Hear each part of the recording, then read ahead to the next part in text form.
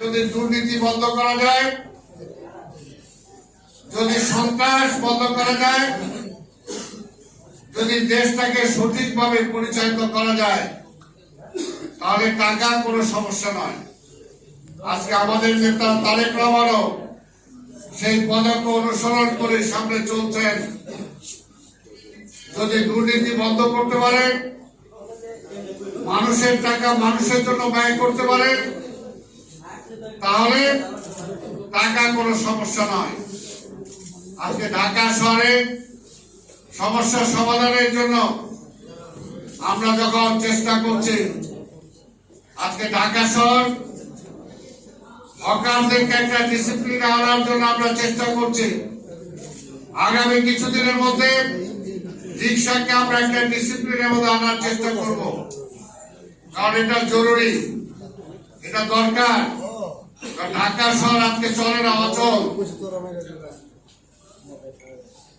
এর আগে যারা ছিলেন তারা এই সমস্ত বিষয়ের উপর দৃষ্টি দেন নাই, এবং দেন নাই বলেই সমস্যাগুলো অনেক পুঞ্জীভূত হয়েছে। 5ই আগস্টের পরে এই ঢাকা শহরে যত সমস্যা বেড়েছে, 5ই আগস্টের পরে যারা রাষ্ট্র পরিচালনার দায়িত্বে এসেছিলেন তারা এদিকে কোনো খেয়াল করেন নাই, এগুলোকে সমাধান করার চেষ্টা করেন নাই। আজকে যেমনি হাবের রোগের আজকে শিশু বাচ্চারা মারা যাচ্ছে, একটাই কারণ যে সেই সময় তৎকালীন অন্তর্বর্তীকালীন সরকার ছিল, তারা যদি হামের টিকা সংগ্রহ করত, হামের টিকা দেওয়া হতো, তাহলে আজকে শিশু বাচ্চারা এইভাবে মৃত্যুর কোলে ঢলে পড়তো না।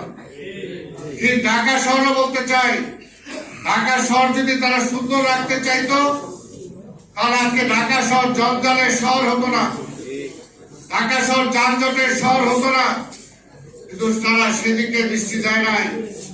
তারা একটা বিশেষ রাজনৈতিক দৃষ্টিভঙ্গি নিয়ে তারা এসেছিল এখানে, এবং সবার সাথে মিলিয়ে যে কিভাবে বিএনপি যাতে ক্ষমতায় না আসতে পারে। কিন্তু জনগণ তো আছে বিএনপির সাথে। তাই আজকেও বলতে চাই, ঢাকা শহরের সমস্যা ইনশাআল্লাহ আমরা সমাধান করব। লালবাগ চকবাজার কামাঙ্গি চলে প্রতিটা মানুষের কাছে হামিদুর রহমান হামিদ যাচ্ছে, এবং সেখানকার নাগরিক সমস্যা সমাধানের জন্য চেষ্টা করছে। এবং আমিও প্রকাশ্যে বলেছি, আপনারা হামিদুর রহমান হামিদকে সহযোগিতা করবেন, আমি তার পাশে আছি। এই 2 মাসে ঠিক যেভাবে নাসিরউদ্দিন পিন্টু এলাকার জন্য কাজ করেছে, একই পথে হামিদুর রহমান হামিদও কিন্তু সেভাবে কাজ করে যাচ্ছে। এইভাবে ঢাকার পরিবর্তন হবে, কারমাঙ্গি চরের পরিবর্তন হলেই ঢাকার পরিবর্তন হবে, মতিঝিলের পরিবর্তন হলেই ঢাকার পরিবর্তন হবে। সেই কারণে আমরা সেটা বিশ্বাসী। কিন্তু সেটা 1 মাস আর 2 মাসে হবে না, সেটার জন্য সবার সহযোগিতা দরকার। এই সরকারকে সময় দিতে হবে, আমাদেরকেও সময় দিতে হবে, কারণ 1 বছরের মধ্যে সব সমস্যার সমাধান হয়ে যাবে।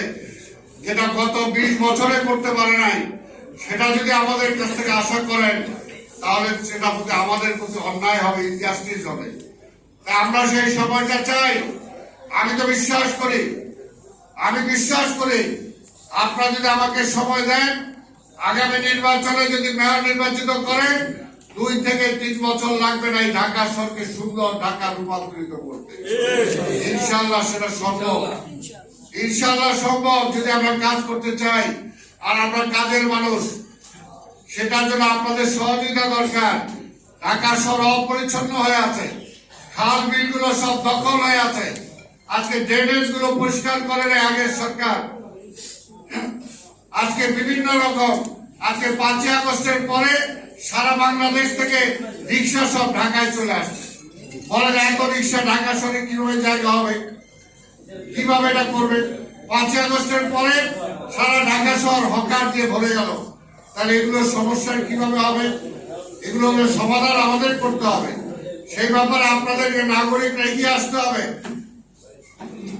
আমাদের ফুটপাত আর মানুষের চলাচলের জন্য সেই চলাচলের ব্যবস্থা রাখতে হবে, রাস্তায় গাড়ি চলাচলের জন্য সেই ব্যবস্থা রাখতে হবে।